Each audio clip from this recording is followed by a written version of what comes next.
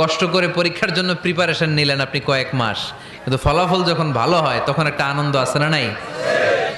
সারাদিন রোজা রাখলেন রমজানে, কি কষ্ট, তৃষ্ণায় গলা ফেটে যায়, কিন্তু ইফতারির সময় যখন রুহ আফজার শরবতটা খাই কেমন লাগে? একটা আনন্দ আছে না নাই? এজন্য আল্লাহ বললেন فإن مع العسر يسرا إن مع العسر يسرا ও নবী, কষ্টের দিন মক্কায় অল্প কিছু দিন, মদিনাতে আনন্দের দিন অপেক্ষা করছে। আমাদের জীবনে যদি দুঃখ কষ্ট আসে আমরা ধৈর্য ধরবো, তাওয়াক্কুল করবো একজনের উপর, তিনি কে? কারণ আমরা বিশ্বাস করি কষ্টের দিন এটা চিরকালের জন্য নয়, সামনে আনন্দের দিন আমাদের জন্য সেট করে রেখেছে কে? তাহলে আমরা সূরাতুল ইনশিরাহ থেকে 3টা নেয়ামতের বর্ণনা শুনলাম, বিশ্বনবীকে কি সান্ত্বনা দেয়া হলো সেটা শুনলাম। এবার 2টা গাইডলাইন শুনে তাফসির আমরা শেষ